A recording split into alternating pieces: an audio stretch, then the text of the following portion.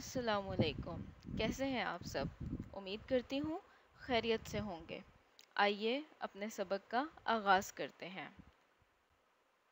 ہمارے آج کے سبق کا عنوان ہے قبلے کا تعارف اور اہمیت، جو کہ صفحہ نمبر 29 تا 31 پر موجود ہے۔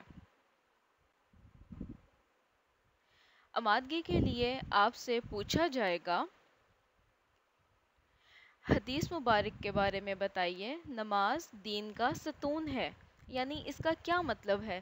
یقیناً آپ کو بہت اچھے طریقے سے پتا ہوگا کہ نماز ایک اہم رکن ہے، نماز دین کا مینار ہے، نماز دین کا ستون ہے۔ نماز کے بغیر ہماری عبادات مکمل نہیں ہو سکتی۔ آگے دیکھیے، ہمارے آج کے مقاصد کیا ہیں؟ سبق کے آخر میں طلبہ اس قابل ہوں گے کہ مشکل الفاظ کے معنی جان سکیں، مسجد کے معنی، خانہ کعبہ کے متعلق جان سکیں گے، مسجد کی اہمیت اور آداب جان سکیں گے۔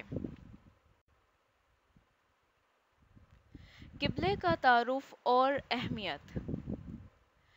خانہ کعبہ مسلمانوں کا قبلہ ہے۔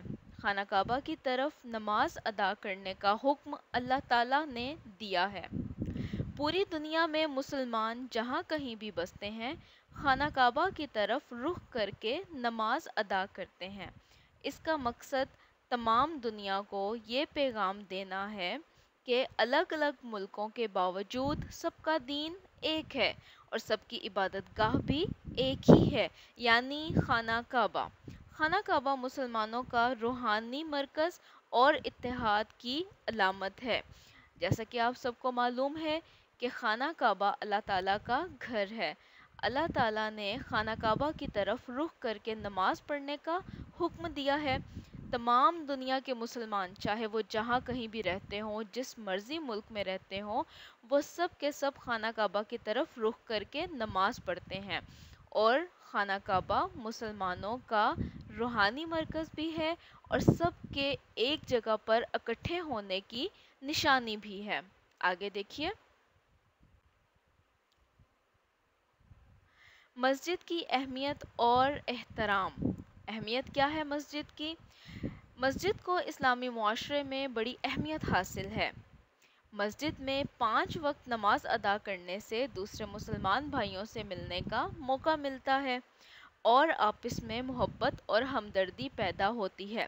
ظاہر سی بات ہے کہ جب مسلمان 5 وقت مسجد میں ایک دوسرے سے ملیں گے تو ان میں آپس میں میل جول بڑھے گا، ایک دوسرے کے بارے میں جانیں گے، ایک دوسرے میں کے ساتھ آپس میں محبت پیدا ہوگی اور ایک دوسرے کے دکھ درد کے بھی شریک ہوں گے۔ آگے دیکھیے، مسجدیں دینی، مذہبی اور معاشرتی تعلیم کا اہم ذریعہ ہیں، یعنی مسجد میں دین کے بارے میں بھی بتایا جاتا ہے، مذہب کے بارے میں بھی بتایا جاتا ہے اور ہمارے معاشرے کی تعلیم و تربیت بھی ہوتی ہے۔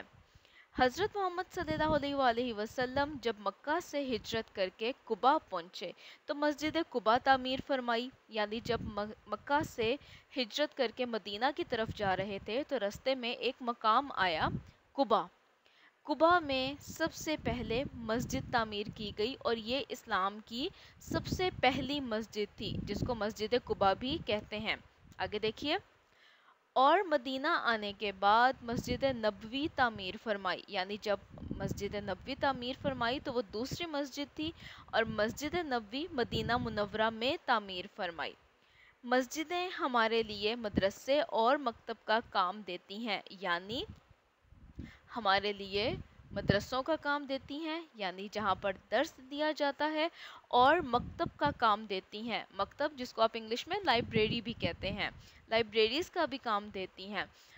آپ کو معلوم ہوگا کہ مسجدوں میں ہماری اسلام کے متعلق کتابیں ہوتی ہیں جو کہ ایک لائبریری کی صورت میں وہاں پر رکھی جاتی ہیں تاکہ نماز پڑھنے کے لیے آنے والے لوگ ان کتابوں سے فائدہ اٹھا سکیں، وہاں پر بیٹھ کر پڑھائی کر سکیں، یعنی کتابوں کا مطالعہ کر سکیں۔ آگے دیکھیے، حضرت محمد صلی اللہ علیہ وآلہ وسلم تمام اہم فیصلے مسجد میں तय फरमाते थे। हज़रत मोहम्मद सल्लल्लाहु अलैहि वसल्लम मस्जिद में ही तमाम अहम फैसले करते थे।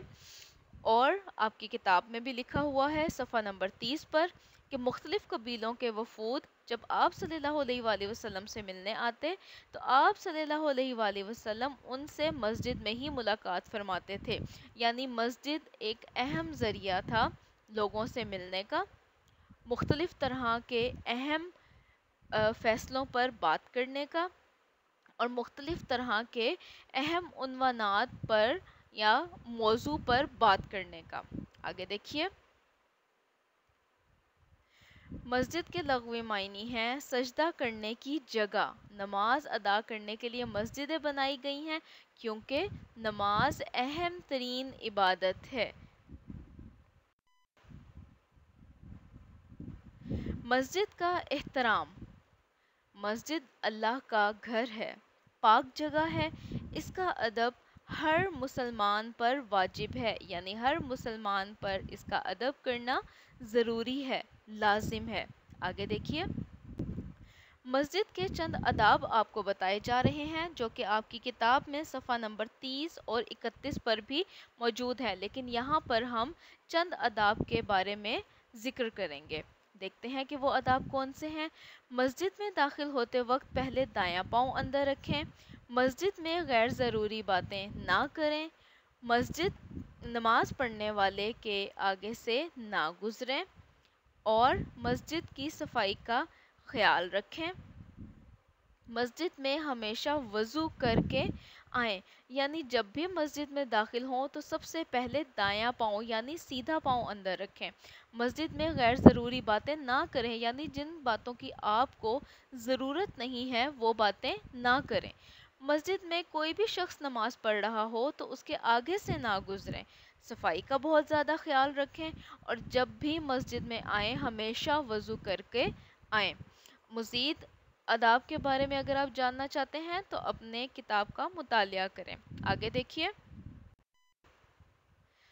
मुश्किल अल्फाज के मायनी देख लेते हैं कि मुश्किल अल्फाज कौन से हैं और उनके मायनी क्या हैं। मरकज़, दरमियानी, मुकाम या जगह, यानी जो बिल्कुल दरमियान में जगह हो उसको मरकज़ कहते हैं। इबादतगाह, इबादत करने की जगह। मुआशरा, जहाँ इंसान बसते हैं। समाजी, दुनियावी। अलामत, निशानी। दोहराई देख लेते हैं कि आज के इस टॉपिक के बारे में, इस उन्वान के बारे में हमने क्या जाना। मुश्किल अल्फाज के मायनी जाने, खाना काबा के मुतालिक जाना, मस्जिद की अहमियत और एहतराम जाना, मस्जिद में नमाज पढ़ने के आदाब जाने। सबक का बगौर मुतालिया करें और मायनी याद करें। सबक के आखिर में दिए गए सवालात का मुतालिया करें और जवाबात सोचें ताकि आने वाले सबक के बारे में जिसमें मुश्किल सवालात होंगे आप अच्छे तरीके से उनके जवाबात दे सकें। अपना बहुत ज़्यादा ख्याल रखिएगा। शुक्रिया। अल्लाह हाफ़िज़।